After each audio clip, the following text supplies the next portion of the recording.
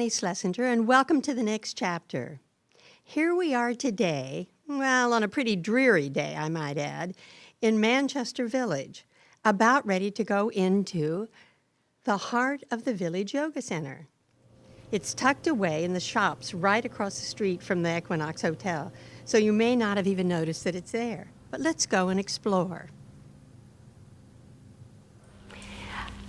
Hello, I am here with Jo Kirsch, and who started this yoga center quite a while ago, right? Well, it's a little over 3 years now. Okay, and she's going to be telling us really about the practice of yoga and also then relating it to how it can help us as our bodies age. So, Jo, take it away.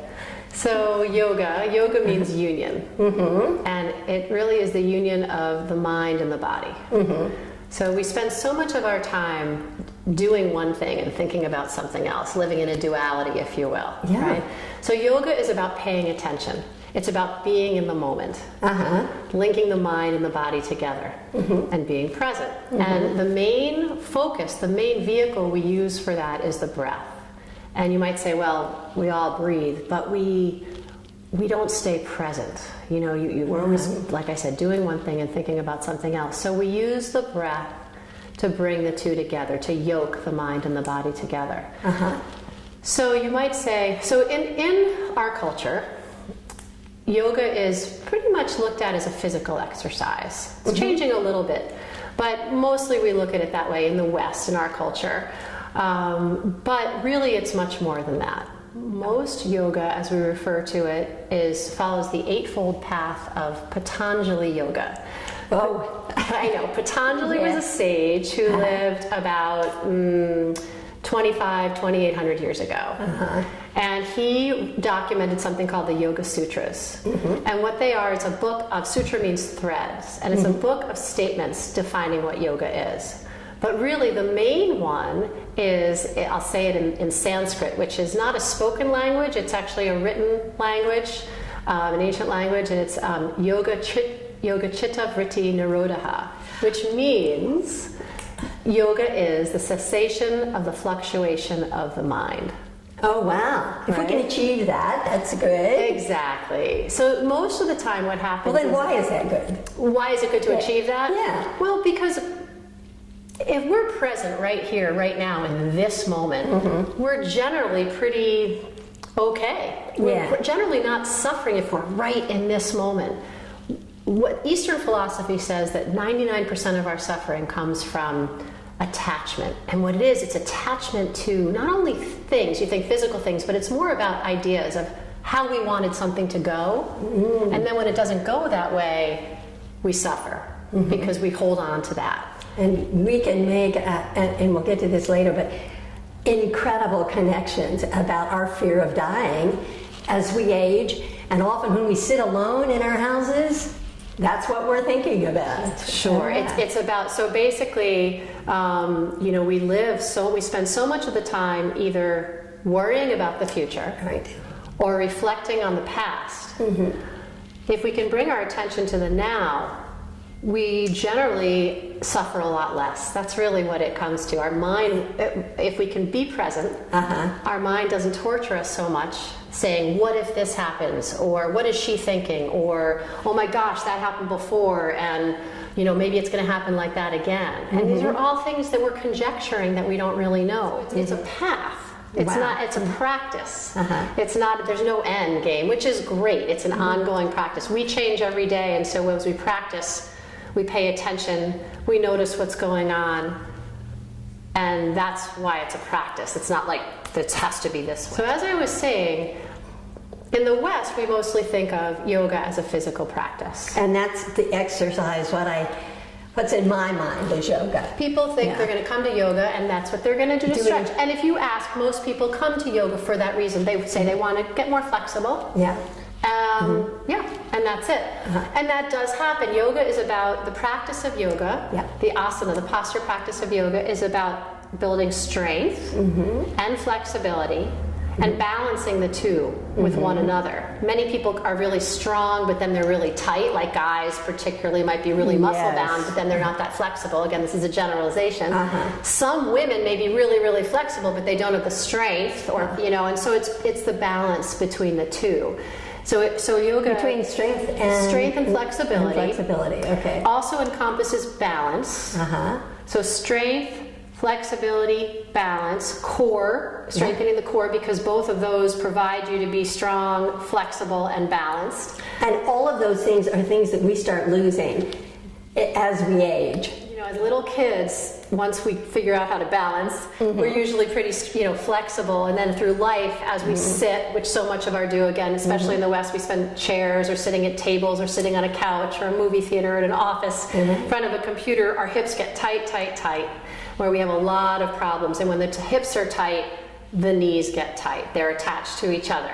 So a lot of times when people injure their knees, it's because they have tight hips. And then another thing that happens with aging, of course, is this. Yes, I'm sitting here, I'm feeling we're really trying to open up the heart, belly in, sit up tall. And this happens for so many reasons. In Vermont, when it's cold in the winter, we do this. Also, of course, as we're sitting in front of computers, keyboards, eating, we tend to come forward. Also, self-esteem. And you'll see a lot of young kids that are like this, and then they get to maybe puberty and teenage years, and they start to question themselves, and you'll start to see this happen. And what this does is it closes off your heart. You're kind of like, oh, is everything okay? So we're born all open and flexible and potentially to be strong, and then these things happen. Our hips tighten up, not only from sitting but also from athletic ventures. So many of us, again, living here, we tend to be in Vermont. Many of us tend to enjoy all the outdoor activities, whether it's skiing or hiking or paddle, all those different things that we do, golf, and they make our bodies tight. So that's where the stretching really comes in. The difference between going to a stretch class, like say a calisthenic class at a gym, and practicing yoga is the mindfulness that we bring to it. So it's using the breath to tie the mind and the body together, and the spirit, if you will, the soul, if you will, if you relate to that. And the breath makes us present. So I'm just kind of adding it back up again. So if we were taking a class with you, so throughout do you start with breathing exercises? The first thing that we do is we generally have you lie down on the floor. Sometimes we start sitting. That seems good. Right. Sometimes we start sitting, but sitting is hard for people. Actually, standing poses in yoga are easier than sitting. Sitting's hard because a lot of us have a hard time sitting up. Yes. We're kind of like this. And so we usually start lying down. We'll start lying down, and we'll say, okay, if you're comfortable, close your eyes and begin to focus your attention on your breath. Okay. And then we'll say, take a nice, big, deep, full breath in. And full breath out. There's different kinds of breathing. One of the practices, the types of breathing that we used, pranayama is the Sanskrit word for focused breathing. And one of the ones that we use is called ujjayi, or it means victorious breath. It's breathing in and out through the nose with the mouth closed. So if you try that right now, if you're watching and you want to try it, you close your mouth and you inhale through the nose and you exhale through the nose. But you constrict the back of the throat so it almost sounds like a whisper. And sometimes it's referred to as the ocean sounding breath, because that breath, it almost sounds like the waves coming and going on the shore. Or in more contemporary times, we sometimes refer to it as the Darth Vader breath, because you could hear Darth Vader coming down the hall. Oh, right. So what it is you're making this sound, even though the breath is coming in and out through the nose, you're feeling the air move back and forth to the back of the throat. And so we lie down, we focus on the breath, we say, if it's available to you, breathe in and out through your nose with the mouth closed, and through this ujjayi breath, and try to lengthen your inhale to match your exhale, because most of the time our exhale is always a little bit longer, pretty much naturally, but when we get stressed, what do we usually do? Like, and so the old say, take a deep breath, and you calm down. So try that right now. Take a deep breath, long exhale, and you feel yourself, what we say, come into your body. You kind of feel that, right? And so when I go back to yoga is a cessation of the fluctuation of the mind. It's stopping the vritti, the chatter, all that stuff in the mind. When we take a deep breath in and we exhale out, we tend to quiet the mind. And that's really, in essence, what we're trying to do. So when we come in to class, we lie down and we start the focus on the breath. Then we'll start movements, and if it's a gentle, moderate class, restorative class, we'll keep the movements pretty slow, always following the breath. If we get into more of a flow or a power flow, a dynamic class, we might move a little bit more at a higher level of calisthenics, movement. But the constant is the breath all the way through the practice, because without breath, it's not yoga. So I often say, don't sacrifice your breath for a pose.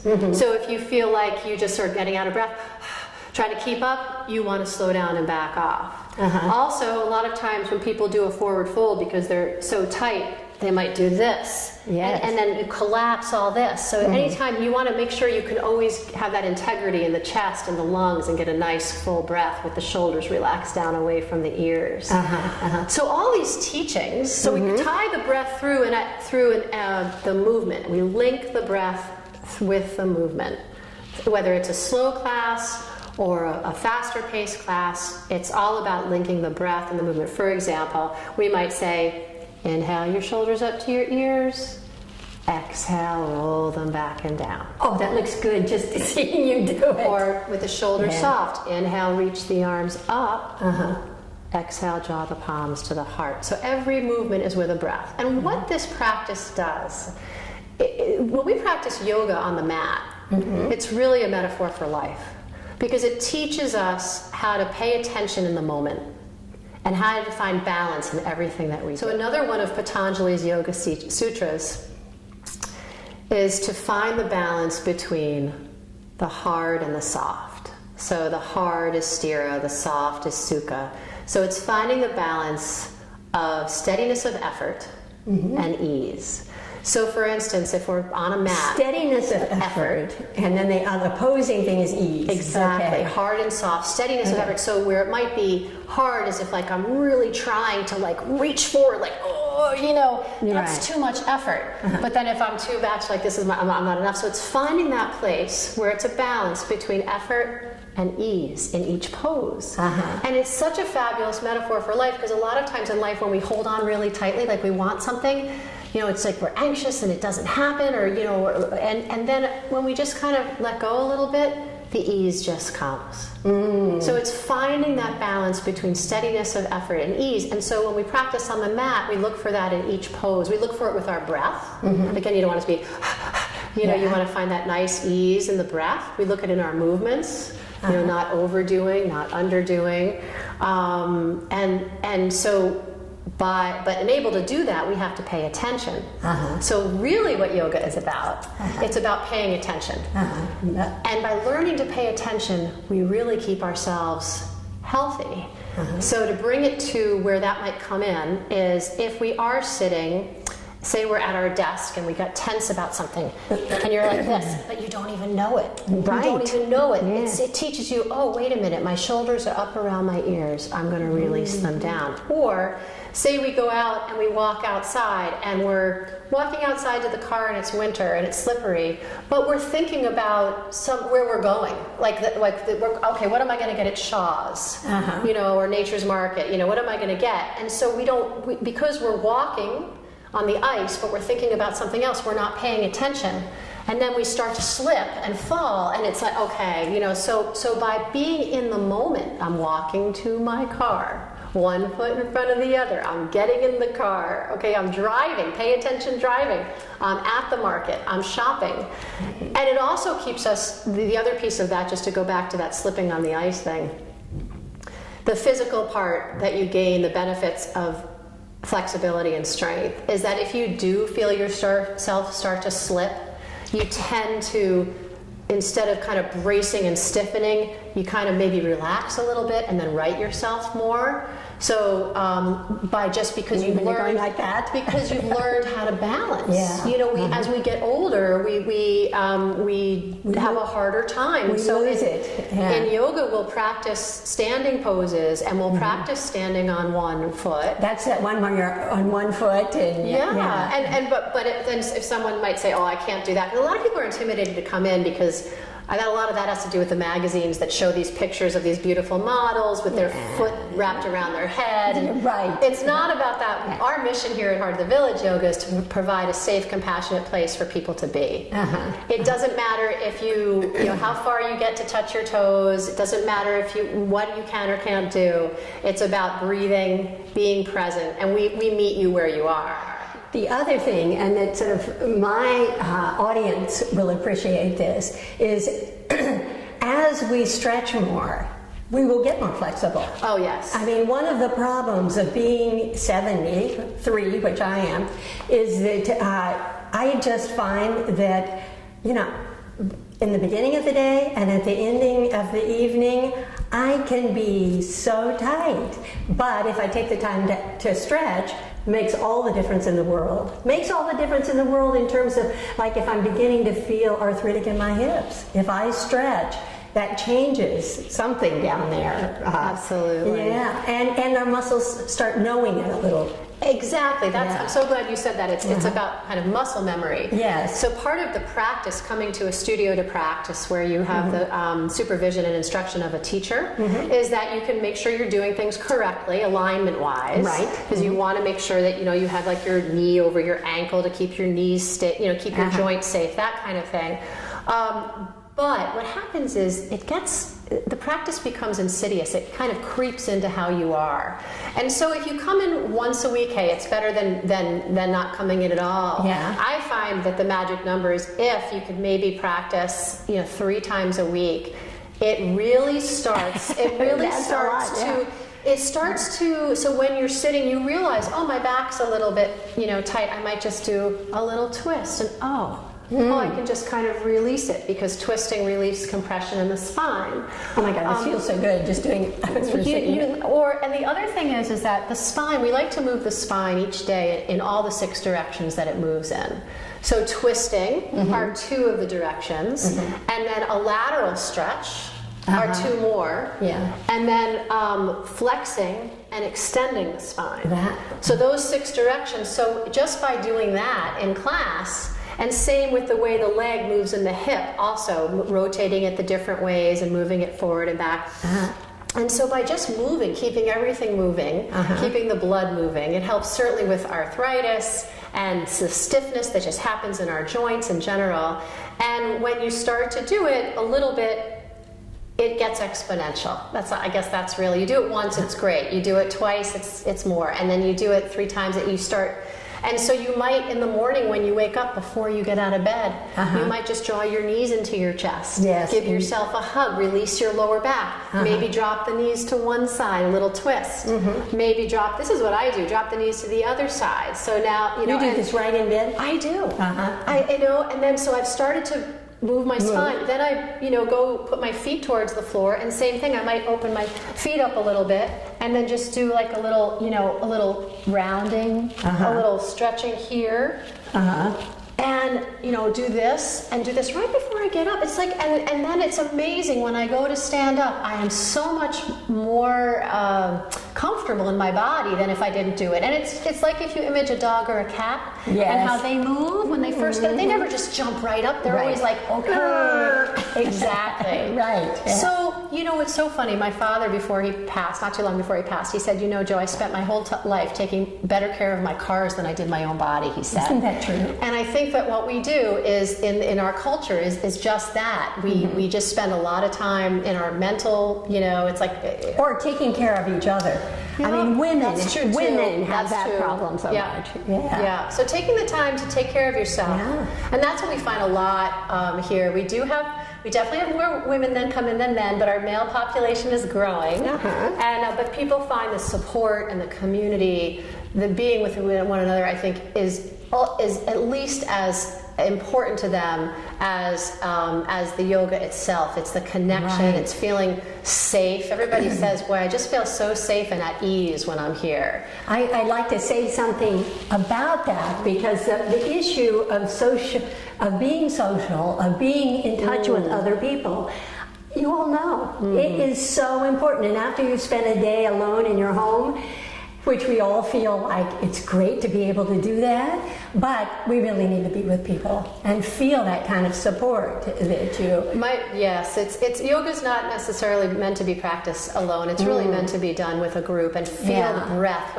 Sometimes when you come into when you're in a place where there are a number of people practicing yoga and you hear the breath, it almost sounds like the inside of a womb, or it's just this, or again the ocean, just this movement, this flow of everybody breathing together, and it's really lovely. It opens up your heart. Most people will come first to yoga for that physical benefit, but they usually stay for all the others. And the others are this balance between the mind and the body, the emotional and the physical self. And the other thing I want to say, yoga, the little bit that I have done, it seems so gentle compared to, like, if you're in a gym and you're doing kickboxing or something. And it's interesting you say that. I mean, my husband, he's very fit. He works out all the time, and he does his yoga when he's in the gym. So you can bring that awareness, and that it doesn't mean, you can lift really, really heavy weights, and I guess you're going to probably have to have a pretty kind of movement. Yeah. But you still bring that breath and that awareness, that paying attention, and that's really what yoga is. So you can, as Thich Nhat Hanh, who's a Buddhist, he often says, while paying attention is when you're washing the dishes. Are you washing the dishes to wash the dishes, or are you washing the dishes to get to your cup of tea, to get to this, to get to that? Right. That's just a waste of your life. If you can, we all say time goes so fast. The way to slow it down is to live each moment fully, and the way to live each moment fully is to be in each moment. Right. I have a question, just in terms of comparing yoga to Buddhism. I know we have a pretty strong Buddhist community in Manchester, but it's different, right? Well, so I really so yoga comes from the Hindu. Oh, that's right, a Hindu tradition. So it's more like I would say, yes, comparing if you were going to Hinduism and Buddhism, there are a lot of similarities, and for sure, and it's definitely about the same thing as far as being present, being quiet, and quiet mind. The instruction is a little bit different, maybe, on how to achieve it, as far as like the exact instruction of how to meditate. But you'll find that it's really, they're very similar in context and in the goal of being present. This is with aging again too. What happens is, of course you were a certain way, and you were able to do all these things, and then perhaps you're not able to do some of the things that you were able to do. So if we remain so attached, like, I used to be able to play, singles tennis for 2 hours, and and now, boy, I can barely get through a doubles match or something like that. And if we just moan about it and are so sad that we can't do it anymore, you're going to suffer. Exactly. But if we can accept that, that was then. Yes. This is now. Right. I'm so happy that I can still do what I can do. That's right. And those are the teachings. And it rings so true to me about people who've been through life-threatening illnesses, and all of a sudden it's very easy to whine. When you've survived. But really, the big issue is, I survived. Right. And how am I going to sort of make the rest of my life filled with sort of quality and love and happiness? When you wake up in the morning and when you go to bed at night, list to yourself 5 things that you're grateful for. And it's amazing how that simple practice can just make you joyful. Right. So some of the benefits that people don't expect, they come in because they want to stretch to do yoga. I have a client recently that had to get chemotherapy, and she said that what sustained her through it was focusing on her breath. Oh, terrific. She said, and I've had the same thing when you go and get a CAT scan, people say that too, that ability to just focus on the breath. Long inhale, long exhale, and just keep, and then when your mind, we always instruct, I mean, we all have this chatter in our mind, or we'd Right. be Buddha under the tree, right? You know, or having reached nirvana, you know, that's where I come back to saying it's a practice. So a lot of Western doctors now are suggesting to people to meditate. They come in and Yes. they're depressed, Yes. and they say, "Well, spend time meditating." And then people will say, "Oh my gosh, I tried it. I can't sit still for 2 seconds. My mind goes off like crazy. I'm terrible at it." Everybody thinks they're terrible at it, but what people don't realize is that we all feel that way, and that we sit down to try to quiet the mind, and floods of thoughts come in. Right. So what we're looking for is that gap, and generally you find it. And you're not talking about that store, The Gap. No, you're so funny. Looking for that space. There's a natural space at the top of the inhale and at the bottom of the exhale when we breathe. You just try. You take a breath in and you exhale out. There's a natural retention. Yeah, you're right. The top of the inhale, the bottom, and that's where the quiet, that's where the pure consciousness, that's where the chatter in the mind stops, in that space between the inhale and the exhale, and the exhale and the inhale. So when we sit down to meditate, if a doctor told you, if you're trying to do it, please let go of the expectation, let go of the attachment that you're going to have a quiet mind. Focus on your breath, and if you have a couple of moments of quiet, that's what you're going to find. And then, like, as you practice, you might find it more. You breathe, you're distracted, you hear a loud noise, okay, you come back to the breath. Right. www.heartofvillageyoga.com. Okay. And then you can call here as well. Phone number 802-362-9004. And encourage my clients to come in and try. Don't think that it's going to be too difficult in the very beginning. So we have a few things. We have, if you're a full-time Vermont resident, we have a new student special. That means the first time you're here, unlimited classes for a month for $54. So you can't really beat that. You can come in and we have over 40 classes a week. So you can come in and try those. We also run beginner classes like in a session that you can sign up for, but on an ongoing basis, one of the most accessible classes is every day of the week from 10:30 to 11:30 we have a gentle restorative class. So it's an hour-long class. That's one you might recommend for everybody to come in. Everybody can benefit from it, and the gentle restorative class. 10:30 every day of the week. Plus, we just added one at 9 a.m. on Friday. I know some people are in fixed incomes. If finances are an obstacle, please approach us. There's about that, and we really try to overcome that obstacle so people can come. Terrific. Joe, I want to thank you so much for sort of sitting here and talking with me about all of this. It's been an honor. Yeah. This is Heart of the Village Yoga Boutique, which we're so happy to have here because we have things that are very unusual that you can't find in Manchester. They're definitely not in the outlets, and there's clothing, our logo wear, as well as comfortable clothing to wear while practicing yoga. But there's all sorts of really fun accessories like mat bags and eye pillows and blocks and meditation pillows and fun jewelry, and also things that just remind you of the spiritual. So we have, like if you look behind, Buddhas and elephants with turned up trunks, which mean good luck, and candles and essential oils behind you, and yeah, so fun stuff. Great for your home.